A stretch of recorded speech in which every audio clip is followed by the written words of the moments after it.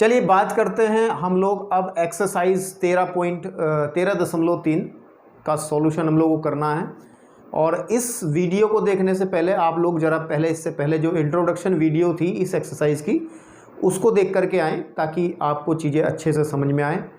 क्योंकि जो बात है कि इस वीडियो के अंदर यानी कि इस प्रश्नावली के अंदर किस टाइप के हम लोग क्वेश्चंस करेंगे इसका ट्रेलर पहले ही हमने वीडियो में दे चुके हैं, यानी कि इंट्रोडक्शन में दे चुके हैं। तो अब हम इसके क्वेश्चंस करते हैं। जैसे कि इसका पहला क्वेश्चन हम करते हैं और किस टाइप के क्वेश्चन हैं, क्या क्वेश्चन हैं वो अभी समझ में आएंगे और आप लोग देखिएगा भी। जैसे कि पहला क्वेश्चन इसने कहा है कि त्रिज्या 4.2 सेंटीमीटर धातु वाले एक गोले को पिघलाकर 6 सेंटीमीटर त्रिज्या वाले एक बेलन के रूप में ढाला है। बेलन की ऊंचाई बतानी है। तो यही तो था भैया, यही तो कहा गया है कि हम लोगों को इस एक्सरसाइज में जो पढ़ना है कि एक, ठीक है ना, आपके पास में एक ठोस आकृति को हम लोग जब दूसरी ठोस आकृति में रूपांतरित करते हैं तो यही हम लोग आज पढ़ रहे हैं। इसके अंदर क्या होता है, तो इस क्वेश्चन में कहा गया है मेरे पास में,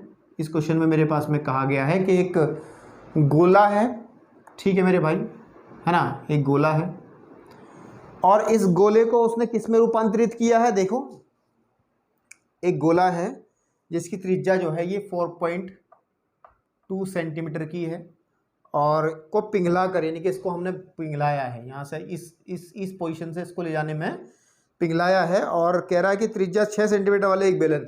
तो बेलन की जो त्रिज्या दी गई है नीचे वाली या फिर आधार की जो त्रिज्या होती है ये दी गई है, यहाँ से यहाँ तक मैं लिख दे रहा हूँ 6 सेंटीमीटर, ठीक है। आपके पास में कितनी, 6 सेंटीमीटर दी गई है और मेरे को पूछ रहा है इस बेलन की हाइट कितनी होगी, है ना, ये पूछ रहा है।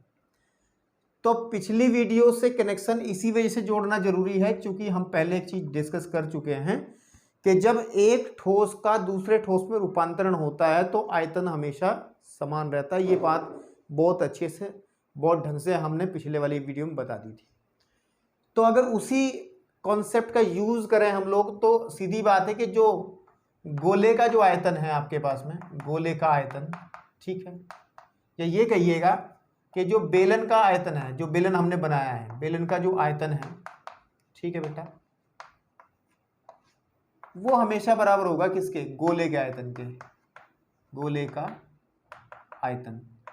अब अगर हम लोग इनकी खास बातों की बात करें तो इसमें अगर हम इसकी त्रिज्या को मैं सपोज कर लूँ, मैं R1 कह देता हूँ और इसकी त्रिज्या R1 है यानी कि 4.2 सेंटीमीटर, ठीक है, और इसकी त्रिज्या हमें दी गई है R2, में इसको कह देता हूँ 1 कितना है 6 सेंटीमीटर, 6 सेंटीमीटर। और मेरे को H जो है, हाइट जो है वो फाइंड आउट करनी है, ठीक है।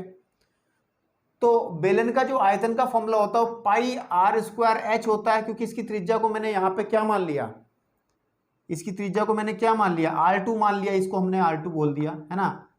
तो फॉर्मूला जब हम लोग लगाएंगे तो पाई R2 स्क्वायर बराबर रहेगा, इसका होता है 4/3 पाई R क्यूब, पाई R क्यूब।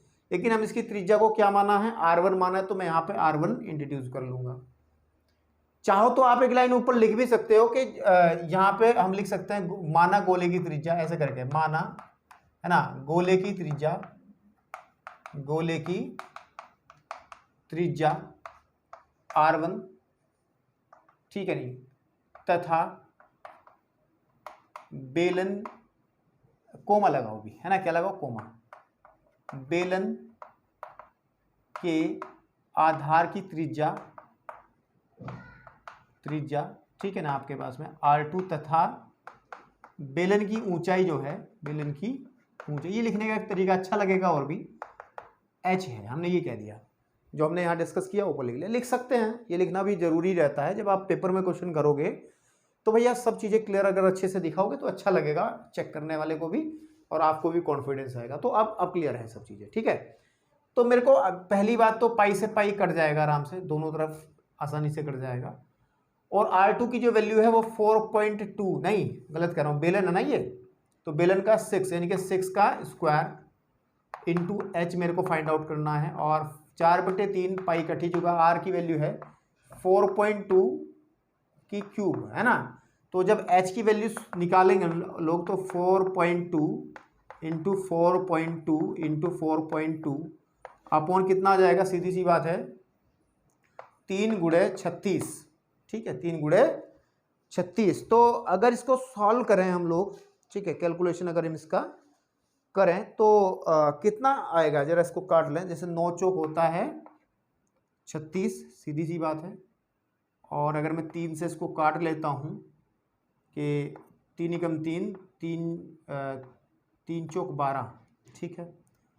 इसको भी काट लो आप 3 से, 3 तिया 9 और 3 एकम 3, 3 चौक 12, फिर 3 से काट लो 3 एकम 3, 3 चौक 12। तो h इज इक्वल टू आ जाएगा मेरे पास में 1.4 इंटू 1.4 इंटू 1.4 आपके पास में। तो और कुछ छूटा तो नहीं इसके अंदर, नहीं, सब कुछ ठीक चल रहा है, ओके। तो h निकालना है, तो अगर मैं कैलकुलेशन करूँ 1.4 इंटू 1.4 कितना हो जाएगा भाई, 196 हो जाएगा, है ना। 196, क्योंकि 14 का वर्ग होता है 2 के बाद दशमलव, और इसकी फिर 1.4 से मैं मल्टीप्लाई कर लूँ तो 6 चौक 24 का 4 का से लेके 2 और 4 निम्मा 36 और 2 हो गए 38 बेटा, ठीक है आपके पास में। और 4 एकम 4 और 3 7, ठीक है।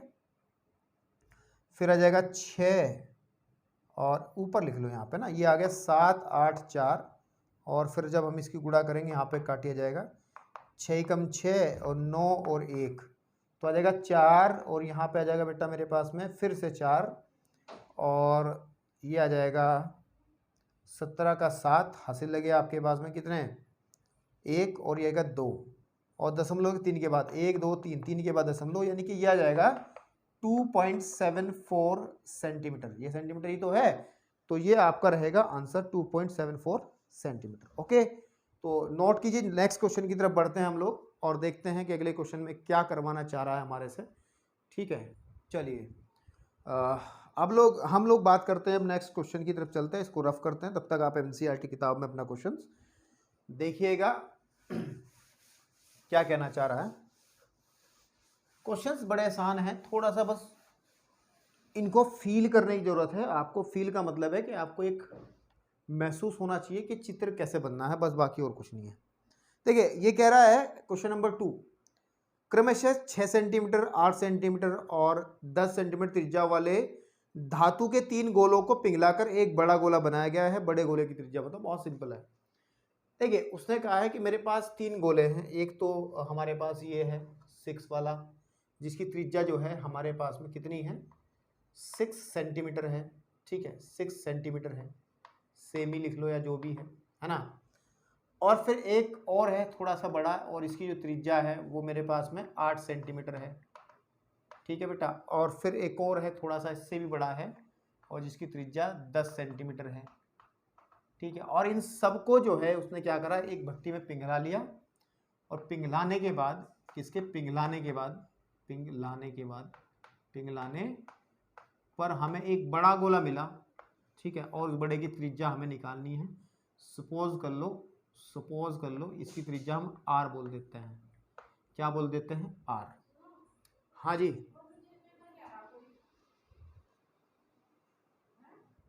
ठीक है। तो यानी कि इन 3 गोलों से हम लोग पिघलाने के बाद में एक बड़ा गोला बना रहे हैं, जिसकी त्रिज्या हम लोग कह दे रहे हैं r है। तो सपोज कर लो इसकी त्रिज्या को मैं r1 बोल देता हूँ, और इसकी त्रिज्या को मैं r2 बोल देता हूँ, और इसकी त्रिज्या को मैं r3 बोल देता हूँ।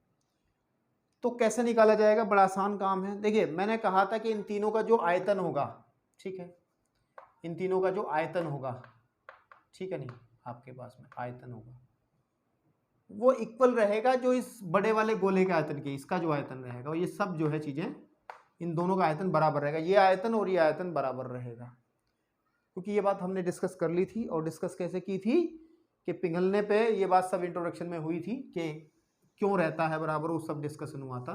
तो इसका मतलब ये है कि हम लोग क्या करेंगे, आप लोग लिख भी सकते हो कि माना कि पहले गोले का त्रिज्या r1 हमने इतना मान लिया, r2 सेकंड वाला गोला है, r3 ये है, जहाँ r1 is equal to 6 centimetre, r2 बराबर 8 सेंटीमीटर, r3 बराबर 10 सेंटीमीटर, और हमें r निकालना है, ऐसा कुछ लैंग्वेज बनाना चाहे, लेकिन इतना भी कर लोगे तब भी दिक्कत नहीं है कि कैसे कि अगर हम लोग इस वाले गोले के आयतन की बात करें तो होगा 4/3 पाई r1 क्यूब प्लस, ठीक है आपके पास में, और इसका जो रहेगा वो रहेगा 4/3 pi r2 cube plus 4/3 pi r3 cube is equal to 4/3 pi r cube.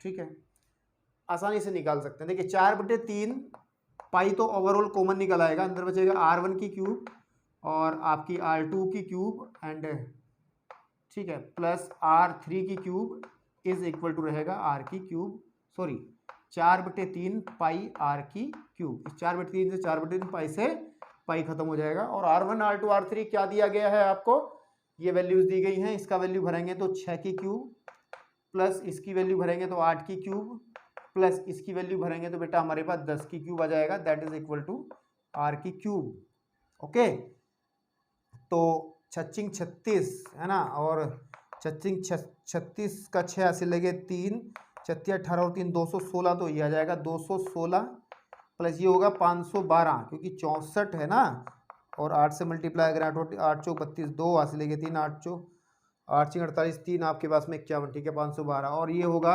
1000, ठीक है, इक्वल टू r की घात 3। या इसको ऐसे भी लिख सकते हैं यार कि r की घात 3 इज इक्वल टू, इन सबको जब जोड़ेंगे हम लोग तो ये हो जाएगा 28, 728 तो ये हो गया, और 1000 तो 1728 हो गया, है ना।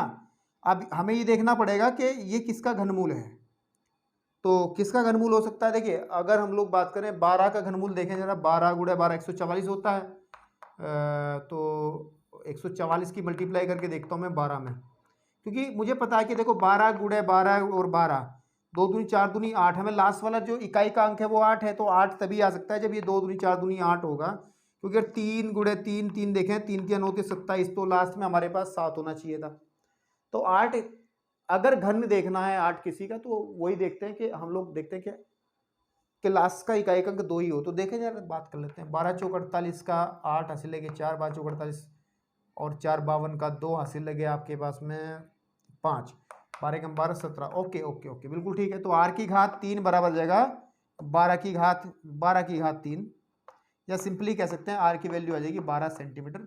तो जो नया गोला बनेगा उसकी जो त्रिज्या रहेगी वो आपके पास में रहेगी 12 सेंटीमीटर। ओके, चलिए नेक्स्ट क्वेश्चन की तरफ बढ़ते हैं फटाफट, और क्वेश्चन नंबर 3 करते हैं ताकि हम आसानी से एक्सरसाइज की।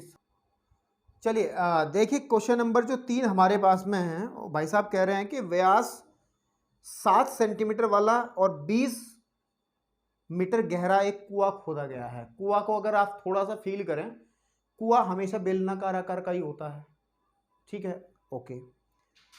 और खोदने से निकली मिट्टी को समान रूप से फैलाकर 22 मीटर गुड़े 14 मीटर वाला एक चबूतरा बनाया गया है। समझ रहे हो, लंबाई गुड़े चौड़ाई हमें दे दी कि 22 मीटर तो लंबा है और 14 मीटर चौड़ा है। इस चबूतरे की ऊंचाई निकालनी है। तो कहने की बात क्या है, कहने की बात यह है कि हमारे पास ये हमने सपोज कर लो, ये हमने एक पृथ्वी के अंदर, धरती के अंदर एक कुआं खोदा, छोटा छोटा बना लो क्योंकि और भी काम है हमें इस बोर्ड पे। ये कुआं हमने खोदा, ठीक है, और इस कुएं में जो चीज़ें दी गई हैं, वो जो व्यास कह रहा है, इसका व्यास ये जो है टोटल ये वाली, ये आपके 7 मीटर कह रहा है, 7 मीटर का ये है। और गहराई जो है इसकी, है ना, आपके पास में देखो गहराई जो है वो 20 मीटर है ना, आपके पास गहराई 20 मीटर है। ऊपर से देखेंगे खड़े होके तो भाई हमें गहराई नजर आएगी। अगर कोई नीचे से कुएं के अंदर यहाँ से देखेगा वो कहेगा ऊंचाई, तो ऊंचाई कहो गहराई कहो, बात वही है, एच ही है ना। अब इसमें से जो मिट्टी निकली, इससे जो मिट्टी निकली, ठीक है, जो मिट्टी निकली, ठीक है, मिट्टी से हमने एक चबूतरा बनाया। चबूतरा बनाया 22 मीटर लंबा और 14 मीटर चौड़ा। और आप समझ सकते हो चबूतरा जो बनता है वो हमेशा घनाभ के आकार का ही बनता है।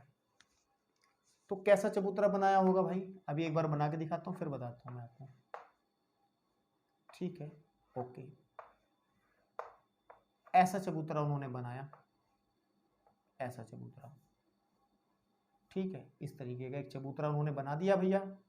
ओके, ये चबूतरा उन्होंने बनाया। इस चबूतरे को किससे बनाया? जो कुएं से मिट्टी निकली थी उससे ये बना लिया। इसमें जो लंबाई दी गई है, इसकी लंबाई वो 22 मीटर दी गई है। ओके, और भाई साहब इसकी जो चौड़ाई दी गई है वो दी गई है 14 मीटर, ये वाली। तो आप इसे कहते हो L जो है, और ये हमारी क्या है, B है ना। B is equal to 14 metre. मेरे को पूछता है कि इस चबूतरे की हाइट कितनी है, नहीं जो ये H है हमें ये पूछ रहा है। बात वही है जो हम लोग अब तक करते हैं कि जितनी मिट्टी इसमें से निकलेगी उसी का तो ये बनेगा। यानी इस बेलन के अंदर मिट्टी का आयतन जितना था, जो मिट्टी थी वो जितनी थी वही मिट्टी इसमें आनी है। तो सीधी बात यह है कि इसको मैं चबूतरा कहूँ या घनाभ कहूँ, है ना, या चबूतरा ही कह लेते हैं। चबूतरे में, चबूतरे का ऐसा कह लो, चबूतरे का आयतन कह लो आप। आयतन मतलब उसके अंदर कितनी मिट्टी लगी है, वो बराबर होगा बेलन का आयतन, ठीक है नहीं, या बेलनाकार, बेलनाकार, बेलनाकार क्या खोदा है हमने, कुआं, है ना, कुएं का आयतन, या मिट्टी भी इस्तेमाल कर सकते हो उसमें। चबूतरा कैसा है, घनाभ, घनाभ का है, घनाभ जैसा, ठीक है, घनाभ, घनाभ के आकार का, ऐसा लिख सकते हैं यार, मैं थोड़ा बताना चाह रहा हूँ, घनाभ के आकार, ठीक है नहीं, का चबूतरा का आयतन। थोड़ा सा अजीब लग रहा ना लिखते हुए, तो अरे छोड़ो, एक काम करो, इतना ही लिख लो, चबूतरे का आयतन सिर्फ इतना लिख लो, कोई दिक्कत नहीं है। अब चबूतरा घनाकार है तो इसमें क्या होता है, लंबाई गुणे चौड़ाई गुणे ऊंचाई बराबर होता है, बेलनाकार होता है पाई r स्क्वायर h, ठीक है भैया। अब सीधी सीधी बात है, अगर मैं इस बेलन के लिए बात करूं कि जो r बनेगा त्रिज्या वो बनेगी 7/2 मीटर, ठीक है, 7/2 मीटर में ही दे रखा ना। मात्रकों पे भी विशेष ध्यान रखें, कई बार गलती कर देते हैं हम लोग, हाँ ठीक है। और जो h है इसकी वो है 20 मीटर, ठीक है आपके पास में। इसमें हमारा L पता ही है, B पता है, इसमें भर लो सिर्फ कि 22 गुणे 14 गुणे h ये निकालना है मेरे को, बराबर होगा, पाई की वैल्यू कितनी रखें, 22/7 रख लें, 22/7, r कितना है 7/2 गुणे 7/2 इंटू h, h कितना है, h कितना है हमें, h जो है, अच्छा गलती हो गई यार, मिस्टेक हो गई भारी, गलती से मिस्टेक हो गई एक्चुअली। ये जो h है, ये h इसका h है, इसको आप एक कह लें h1 कह लें, तो इसको हम लोग h1 कह लेते हैं, h1 कह लें, क्योंकि इसके h में कन्फ्यूजन हो जाएगा ना, इसमें भी h इस्तेमाल किया है, इसमें भी, तो जैसे मुझे हो गया था अभी। तो यहाँ पर हम लोग h1 को जो का तू रखेंगे और h की वैल्यू हम लोग ये 20 रख देंगे, जो 20 है ये वाला। सॉल्व कर लेंगे, इस 7 से 7 कट जाएगा, और इस 22 से ये 22 भी कट जाएगा, और भाई और कुछ कट रहा है, हाँ 2 10 और ये फिर 5 बार कट जाएगा। तो फाइनली बचेगा क्या, h1 इज इक्वल टू आ जाएगा मेरे भाई कि 7 गुणे 5, ये तो बचा, 7 गुणे 5 ही तो बचा, बटे बटे बटे 14, ठीक है आपके पास में 7 गुणे 5 बटे 14। क्या और भी कुछ बच रहा है, नहीं बच रहा है ना, ओके। तो ये आ जाएगा 35 बटे, या कुछ कट रहा है और भी, 7 दूनी 14, 7 दूनी 14, ओके। तो जो दिस इंप्लाइज h1 की जो वैल्यू है वो 5/2 या फिर 2.5, ठीक है, मीटर आ जाएगी। तो ये आपका आंसर रहेगा 2.5 मीटर। तो ये था आपका क्वेश्चन नंबर, कौन सा था भैया, ये क्वेश्चन नंबर हमने कौन सा किया अभी, हाँ तीसरा किया है, और तीसरे का जो आंसर है वो है 2.5 मीटर। ओके, चलिए बढ़ते हैं नेक्स्ट क्वेश्चन की तरफ, ताकि एक्सरसाइज के बाकी क्वेश्चंस में भी हाथ चलिए देखिए जरा क्वेश्चन हमारे पास जो नंबर 4 नंबर का जो सवाल है, एक्चुअली थोड़ा सा कठिन तो नहीं कह सकते, है ना, कठिन तो नहीं कह सकते, जरा माइक थोड़ा सही कर लें यार, थोड़ा सोचने वाला सवाल है, तो इनके थोड़ा सा फील करने वाला। इसके डायग्राम में थोड़ा आपको कन्फ्यूजन हो सकता है, क्योंकि आप नए टाइम के बच्चों, कुएं तो आपने देखे ही नहीं है, ठीक है, चबूतरे भी क्या देखे होंगे, अभी समझाने का प्रयास करते, देखते कितने इस चित्र के, इस फिगर के कितने करीब तुम अपने आप को ला पाते, वो तुम्हें देखना है। इसमें कहा है कि एक 3 मीटर व्यास का एक कुआं 14 मीटर की गहराई तक खोदा जाता है। तो एक कुआं है मेरे पास में, ठीक है, जो कि अच्छा कुआं हमेशा धरातल में खींचा जाता है। थोड़ा नीचे बनाता हूँ। ये हमने क्या करा, एक कुआं खोदा गया है मिट्टी में, ठीक है, आपके पास में, ओके, और कुआं हमने ऐसे खोद दिया, ठीक है। तो इतना तो है। और इसमें क्या कहा है, इसका जो व्यास है ये वाला जरा लिख दे रहे हैं, वो 3 मीटर है, ओके। और कुआं की जो गहराई है भाई, यहां से देखें गहराई, जो ये वाली जो है गहराई, ये आपकी कितनी है, 14 मीटर है। 14 मीटर की गहराई है कुआं ज़्यादा गहरा नहीं है कहने की बात। अब इसने कहा है इससे निकलती हुई मिट्टी को कुएं के चारों ओर 4 मीटर चौड़ी एक वृत्ताकार वलय रिंग बनाते हुए समान रूप से फैलाकर इस प्रकार का बांध बनाया जाता है। एक प्रकार का बांध बनाया जाता, मतलब क्या है देखिए भाई, यही खेल है और कुछ नहीं है, समझना इसमें क्या है।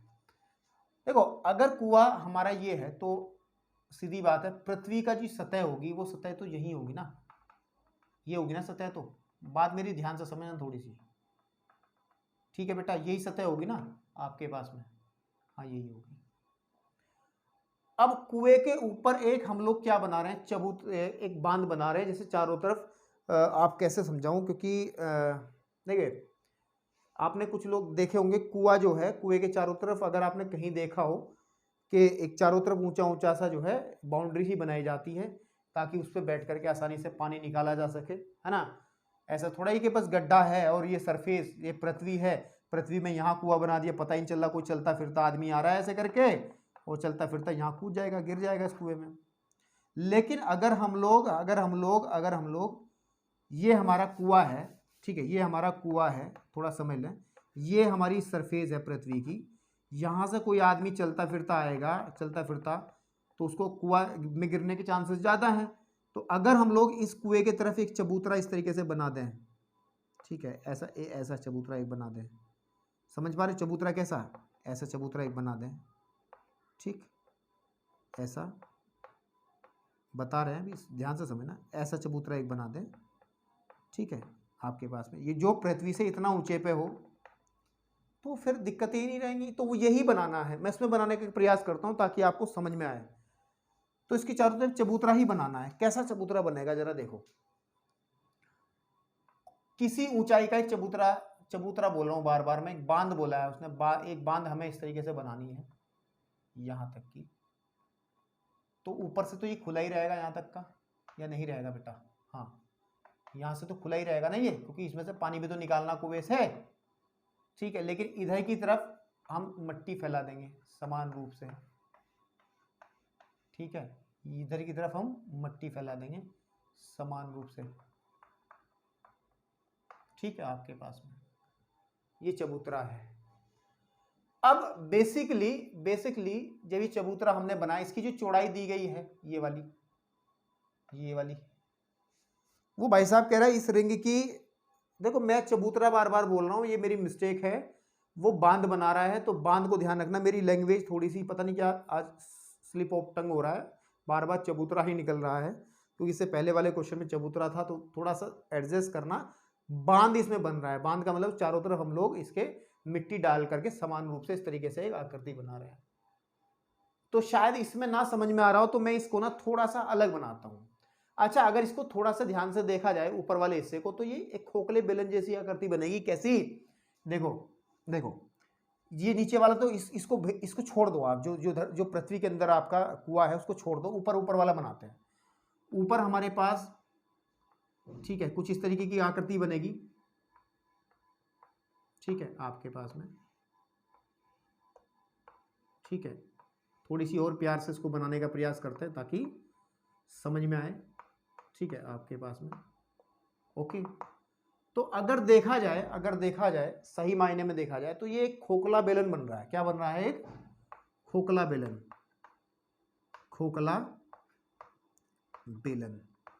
और खोखले बेलन के अंदर एक खास बात होती है कि अगर मैं बाहर वाली त्रिज्या को मैं अंदर, इसमें दो त्रिज्याएं होती हैं खोखले बेलन के अंदर, क्योंकि एक बेलन अंदर है छोटे वाला, एक बड़ा बेलन बाहर है। और जब हम खोखले बेलन का आयतन निकालते हैं बेटा, ठीक है, तो वो होता है, अगर मैं अंदर वाली त्रिज्या को मैं R1 कह दूं, ठीक है, नहीं आपके पास में आंतरिक त्रिज्या को मैं क्या कह रहा हूं R1, और बाहरी त्रिज्या जो है, बाहर की जो त्रिज्या है उसको मैं R2 कह दूं, तो खोखले बेलन का जो आयतन होता है, खोखला बेलन का आयतन जो होता है, खोखले बेलन का आयतन वो होता है, याद रखना पड़ता है आपको, पहले भी पढ़ा है आपने, वो होता है पाई R square R2 square H, क्योंकि अगर इसकी हाइट हम लोग H मान लेते हैं, minus pi R1 square H, यानी कि आप ये कह सकते हैं पाई अगर हम लोग कॉमन निकाल लें तो R2 minus R2 square minus R1 square, और आपके पास में आ जाएगा H। तो ये आकृति जो चबूतरा बनेगा वो ऐसा बनेगा इसका, अरे यार फिर चबूतरा कह रहा हूं, बांध जो बनेगा वो ऐसा बनेगा। ओके, अब मेरी बात सुनिएगा, ये जो बांध बनाया गया है, अब मैं सही बोलूंगा, ये जो बांध बनाया गया है किस मिट्टी से बनाया गया है भाई? जो इस कुएं में से खोदी गई मिट्टी, उसी से तो हमने बांध बनाया है। तो कहने की बात यह है कि जो कुएं से मिट्टी प्राप्त हो रही है, ठीक है, नहीं कुएं से, ऐसे कह सकते हैं, कुएं से प्राप्त मिट्टी, ठीक है, नहीं बराबर होगी बांध में आवश्यक मिट्टी। बात समझ में आ रही है? बात समझ में आ रही है कि कुएं से कितनी मिट्टी प्राप्त होगी भाई, वो हम देख लेंगे, जितना कुएं का आयतन है उतनी मिट्टी प्राप्त होगी, ये बात क्लियर है। और इस बांध को बनाने में कितनी मिट्टी की जरूरत पड़ेगी? जो इस खोखले बेलन का आयतन है इतने की जरूरत पड़ेगी। अभी फटाफट क्लियर होगा। तो कुएं से प्राप्त मिट्टी, अच्छा अब थोड़ी सी बात थोड़ा ध्यान दें, इसकी त्रिज्या को अगर मैं कह दूं R कह दूं, तो इसके लिए बात कर रहा हूं मैं, कुएं के लिए, इसके लिए बात कर रहा हूं मैं, इसकी त्रिज्या को मैं R कह दूं, तो हमें इन्होंने जो व्यास दिया है इसका वो दिया 3 मीटर, कितना दिया है 3 मीटर, तो त्रिज्या जी की 3/2 मीटर, और इसकी जो ऊंचाई है H जो है वो आ जाएगी हमारे पे 14 मीटर, ये इसके लिए है ना। खोखले बेलन के अंदर हम लोग इसको H ना कह रहे, क्योंकि H हमने यहाँ इस्तेमाल कर लिया है, तो मैं इसको H डैश कह दे रहा हूं, तो यहाँ पे भी मैं डैश, और यहाँ पे भी डैश, और यहाँ पे भी मैं डैश, या H1 यूज कर लो, कोई दिक्कत नहीं है, H डैश इसको मान ले रहा हूं, उसकी जो हाइट है वो H डैश है। क्वेश्चन के अंदर जो बात कही है उसने, क्वेश्चन के अंदर समान रूप से फैलाया गया है, बांध की ऊंचाई ही बतानी है, यानी कि जो बांध बनी है ये वाली, ठीक है ना, इसकी हमें ऊंचाई यानी कि H डैश ही निकालना है। तो बस कुएं का जो आयतन रहेगा वो कितना रहेगा, सीधी बात है, वो रहेगा पाई R स्क्वायर H बराबर बांध में आवश्यक मिट्टी का आयतन जो खोखले बेलन का आयतन है, पाई R2 square minus R1 square और H डैश, हमें इस H डैश को निकालना, लेकिन R1 R2 क्लियर कर लो पहले क्या है R1, what is R1? R1 जो है इसकी आंतरिक त्रिज्या, और आंतरिक त्रिज्या वही होगी जो इसकी त्रिज्या होगी, आंतरिक त्रिज्या, क्योंकि अंदर तो कुएं का वही कुएं भाई, जितना कुआं होगा उतना ही तो आधार उसका ऊपर की तरफ चलेगा, तो कुआं ऊपर से छोटा थोड़ा ही कर लेंगे ऐसे करके, कि कुआं नीचे से तो चौड़ा था ऐसे करके, और ऊपर से हमने ऐसा शंकुआ ऐसा काट लिया, नहीं, हमारे पास जैसा कुआं नीचे से चला है ऐसा ही तो चलेगा, तो जितनी त्रिज्या कुएं की उतनी त्रिज्या ऊपर के उसके टॉप की भी रहेगी, तो यानी कि जो अंदर वाला पार्ट है उसकी जो आंतरिक त्रिज्या है R1 वो इस त्रिज्या के बराबर रहेगी 3/2 के बराबर, तो 3/2 मीटर रहेगी।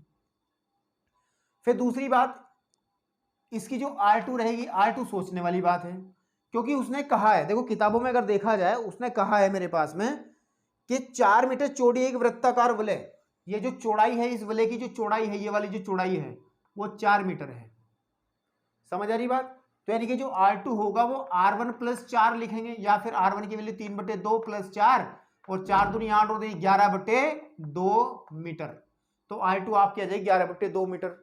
H डैश हमें निकालना है, तो कैसे करेंगे, देखिए अब सिर्फ वैल्यू रखनी है, सब हमने निकाल के एक तरफ रख लिया, पाई से पहले पाई कट जाएगा, R की वैल्यू हम रखेंगे 3/2 का होल स्क्वायर इंटू H हमारे पास कितना है 14, इज इक्वल टू, पाई की जरूरत ही नहीं है, R2 व्हाट इज R2 है 11/2 का होल स्क्वायर, ठीक है ना आपके पास में, और माइनस R1 कितना है बेटा 3/2 का होल स्क्वायर, ठीक है आपके पास में, और H डैश मेरे को फाइंड आउट करना ही करना है, ठीक है। तो जरा इसमें बस सॉल्व करना है, इसको यह आ जाएगा 9 × 14 बटे 4 बराबर आ जाएगा। अच्छा, इसमें एक सर्वसमीका होती है A square minus B square equal to होता है एक बार जोड़ दो एक बार घटा दो, तो वो अगर चीज लगा ले तो बात बन जाएगी ना। तो मैं कर रहा हूँ 11 plus 3/2 into 11 minus 3/2 into H dash, तो यहाँ कर रहा हूँ मैं, ठीक है। अब ध्यान से देखना, तो मैं डायरेक्ट एच डैश निकालूँ, ध्यान से देखना। अब ये आपका 9 गुणे 14 बटे 2 तो है ही है, बटे 4 तो है ही है। अब जो नीचे रहेगा वो ऊपर चला जाएगा 4, क्योंकि 2 दूनी 4 ऊपर चला जाएगा, 11 और 3 14 नीचे आ जाएगा, गुणे 11 में से 3 जा करके बचते हैं आपके 8 नीचे आ जाएगा, और कुछ बचा ही नहीं है। इस 4 से 4, इस 14 से 14, तो एच डैश इक्वल टू आ जाएगा आपके पास में 9/8 या फिर 1.8 दशमलव, फिर आपके पास में 1 बचा, फिर 8, लगभग इतने मीटर के आसपास आपकी इसकी इस बांध की ऊंचाई होगी। भाई थोड़ा सा इस चित्र के पास कितने आप पहुंचे हैं वो देखना है। मतलब इस सवाल के अंदर था कुछ नहीं, सिर्फ ये खोखले बेलन वाला नया कंसेप्ट आया है। इसको ये याद रखना है कि खोखले बेलन का जो आयतन होता है वो ये होता है, जहां पर आप थोड़ी सी बात रखें, R1 जो है, ठीक है, वो आंतरिक त्रिज्या है। कैसी है? आंतरिक त्रिज्या। आंतरिक त्रिज्या मतलब भाई खोखली चीजों में 2 त्रिज्याएं होंगी, एक अंदर वाली होगी, एक बाहर वाली, ये भी तो खोखला होगा वो, और R2 जो होती है वो बाह्य त्रिज्या है, ठीक है, आपके पास में। तो बस यही नया कंसेप्ट था, और चित्र को थोड़ा सा फील करके समझिएगा, तब आपको समझ में आएगा, ठीक है। चलिए बढ़ते हैं नेक्स्ट क्वेश्चन की तरफ। क्वेश्चन नंबर 5 है, और फिर आगे बहुत छोटे छोटे क्वेश्चन हैं, उनको समाप्त करके हम लोग एक्सरसाइज खत्म करते हैं। चलिए अब क्वेश्चन नंबर जो 5 है उसमें कहा है, क्या कहा है आप लोग एनसीईआरटी में पढ़िए। कह रहा व्यास 12 सेंटीमीटर और ऊंचाई 15 सेंटीमीटर वाले एक लंबवर्तीय बेलन के आकार का बर्तन आइसक्रीम से पूरा भरा हुआ है। बहुत बढ़िया, गर्मी में आइसक्रीम की बात हो रही है तो अच्छा लगेगा सबको। इस आइसक्रीम को 12 सेंटीमीटर और 6 सेंटीमीटर व्यास वाले शंकुओं में भरा जाना है, ठीक है, जिसका ऊपरी सिरा अर्धगोलाकार होगा। ओके, हाँ भाई, ऐसे ही भरी जाएगी आइसक्रीम। इन शंकुओं की संख्या ज्ञात कीजिए जो कि आइसक्रीम से भरे जा सकते हैं। ओके, एक बर्तन है जो कि बेलनाकार है, एक बर्तन है, बड़े प्यार से बनाते हैं चित्र, ये बेलनाकार एक बर्तन है, और इस बेलनाकार बर्तन की जो डायमेंशन दिया है, इसका जो व्यास दिया है बेटा, ये वो 12 सेंटीमीटर दिया है, और जो ऊंचाई दी है इसकी बेटा ये वाली वो 15 सेंटीमीटर दी गई, और इसके अंदर पूरी की पूरी आपके पास में आइसक्रीम है। क्या है? आइसक्रीम है। अब इस आइसक्रीम को हम लोग क्या करना है, एक छोटे इस तरीके के कोन शंकु में भरना है, ठीक है। लेकिन इस आइसक्रीम को 12 मीटर ऊंचाई, तो इसकी जो ऊंचाई है इस शंकु की 12 सेंटीमीटर है, ये 12 सेंटीमीटर आपके पास में है। कितनी है भैया? 12 सेंटीमीटर। और व्यास जो है वो 6 सेंटीमीटर है, इसका जो व्यास है वो कितना है? 6 सेंटीमीटर है, तो ये वाला है हमारे पास में 6 सेंटीमीटर। ओके, शंकुओं में भरा जाना है जिसका ऊपरी सिरा अर्धगोलाकार है। एक बात हो रहा है, ऐसे भरना भाई, पूरी भर के लेते हैं आइसक्रीम, आधी थोड़ा ही लेंगे। ओके, तो अब वो ये कह रहा कि इस जो आइसक्रीम इसके अंदर भरी है बर्तन के, ऐसे ऐसे कितने कोण हम लोग भर सकते हैं, ऐसे ऐसे कितने कोण हम लोग इसमें से भर सकते हैं। तो सीधी बात है कि इसके अंदर जितनी आइसक्रीम है उस आइसक्रीम को हम ऐसे ऐसे कोनों में भरेंगे। बहुत सारे कोण भरे जा सकते हैं, कितने कोण भरे जा सकते हैं आई डोंट नो, वो हम लोग निकालेंगे। तो बात क्या रहेगी? बात ये रहेगी कि जो इस बेलनाकार बर्तन का जो आयतन है वो बराबर रहेगा उन सभी कोनों के आयतन के जितने भरे जाएंगे, ठीक है। या ये कहिएगा पहले हम लोग इसका आयतन निकाल लेते हैं v, और फिर इसका आयतन निकाल लेते हैं v1। तो हम लोग क्या करेंगे कि हम कितने शंकु भरे जाएंगे, v को v1 से भाग कर देंगे। समझ रहे हो भाई? अगर हम लोग बात करें, v जो है ये तो है बेलन का, ठीक है, आयतन, और ये आपके पास में शंकु का। तो अगर हम लोगों को शंकुओं की संख्या निकालनी है, शंकुओं की संख्या निकालनी है बेटा, दैट इज इक्वल टू होगा कि जो हमारा वी बेलन है, यानी कि बेलन का जो आयतन है उसको भाग कर देंगे जो शंकु, एक शंकु का जो आयतन है आपके पास में। लेकिन एक बात ध्यान रखना है, केवल शंकु का नहीं है, शंकु के ऊपर गोला भी जुड़ा है, उसको भी हम कंसीडर करके चलेंगे, कोई दिक्कत नहीं, क्योंकि ये एक समायोजित आकृति है, सॉरी संयोजन वाली आकृति है जिसमें शंकु और गोला एक साथ आए हैं। तो पहले तो हम निकालते हैं बेलन का आयतन, ठीक है। आपके पास में क्या निकालें, बेलन का आयतन, या ऐसे लिख लो वी बेलन। वी बेलन का मतलब बेलन का आयतन, वी बड़ा लिख करके उसके छोटा सा ये फॉर्मूला होता है पाई आर स्क्वायर एच। इस केस में आर जो है, इस वाले केस में आर जो है वो आपकी 12/2 यानी कि 6 सेंटीमीटर आ जाएगी, और जो बेटा हमारे पास एच है वो आ जाएगी 15 सेंटीमीटर। इस वाले केस में भी बात कर लो, इस वाले केस में आर तो हम यूज कर चुके, तो R1 कह लो, R1 जो है इसकी त्रिज्या वो 6/2 यानी कि 3 सेंटीमीटर आ जाएगी, और जो इसकी एच है उसको H1 कह लो, वो 12 सेंटीमीटर आ जाएगी। ओके, तो अगर मैं कैलकुलेट कर लूँ तो ये आ जाएगा, पाई को पाई ही रहने दो, बाद में बात करेंगे। आर की वैल्यू है 6×6 × 15, इसको इतना ही रहने दो, वी बेलन जो है इतना रहने दो। वी बेलन समझते हो, बेलन का आयतन, इसको यही छोड़ दो। अब आप निकालिएगा इसको, एक क्वेश्चन फर्स्ट बना लो, सेंटीमीटर सेंटीमीटर क्यूब है ना, इसको फर्स्ट बना लो, छोड़ लो इसको। अब निकालते हैं हम लोग शंक्वाकार जो आकृति है, वी शंकु, अगर मैं इसका कह लूँ वी शंकु, अच्छा वी शंकु ही कह लो, चलो ऐसे ही समझ में आ जाएगा, वी शंकु। तो वी शंकु जो रहेगा आपके पास में, वी शंकु में मजा नहीं आ रहा ना, तो क्या लिखे हैं यार इसको, वी शंकु ही कह लो। या एक काम कर लो, अब अगर आप इसके आयतन को बेलन वेलन ना कह करके इसके कह लो, यहाँ पे एक लाइन लिख लो कि बेलन का जो आयतन है, बेलन का आयतन जो है उसको हमने V1 तथा शंक्वाकार, ठीक है नहीं, आपके पास शंक्वाकार जो आइसक्रीम भर रहे हैं हम, जिसमें शंक्वाकार ये जो आकृति है, आकृति ठीक है का आयतन जो है, इसको मैं कह देता हूं V2 है, ये मान लिया मैंने, ये क्या किया, मैं एज्यूम कर लिया, मान लिया मैंने। तो अब मैं इसे बेलन ना कह करके थोड़ा अब ठीक लगेगा, V1 = इतना, V1 इतना हो गया। अब मैं V2 निकाल लूँगा, अब क्या निकाल लूँ, V2 होगा, अच्छा V2 में दो आकृतियाँ रहेंगी, एक तो शंकु की आकृति है, यानी कि 1/3 पाई आर स्क्वायर एच, क्योंकि हम लोग इसको R1 कहा है, R2 तो R1 और R2 प्लस ऊपर एक अर्धगोला है उसका होगा 2/3 pi R cube, pi R1 cube, क्योंकि इस गोले की भी त्रिज्या वही रहेगी जो शंकु की त्रिज्या रहेगी। ठीक है मेरे भाई, इस V2 को भी कैलकुलेट कर लो। तो V2 को कैलकुलेट अगर करें, 1/3 पाई कॉमन निकाल लो, पाई/3 कॉमन ही निकाल लो, अभी इसका काम खत्म करेंगे पूरे का। अंदर बचेगा मेरा R1 का स्क्वायर H1 प्लस अंदर बचेगा R1 की क्यूब, 2R1 की क्यूब। तो कैलकुलेट कर लो, पाई/3 तो जो का तू रखिएगा, और R1 कितना है मेरे पास में 3 का स्क्वायर होता है 9, H की वैल्यू कितनी है 12, प्लस 2×R1 की क्यूब, 3 × 9 = 27 है ना आपके पास में। तो जो V2 है, V2 मीन्स इसका जो वो है आयतन, वो आ जाएगा पाई/3, ठीक है ना, ये वाला पाई/3, और अंदर आ जाएगा बेटे 12 निम्न 108 एंड 108 प्लस 27 दूनी 54, ठीक है आपके पास में। या V2 जो है बेटा वो आ जाएगा आपके पास में कितने, पाई/3 और इनटू आपके पास इसमें जब जोड़ेंगे तो 162,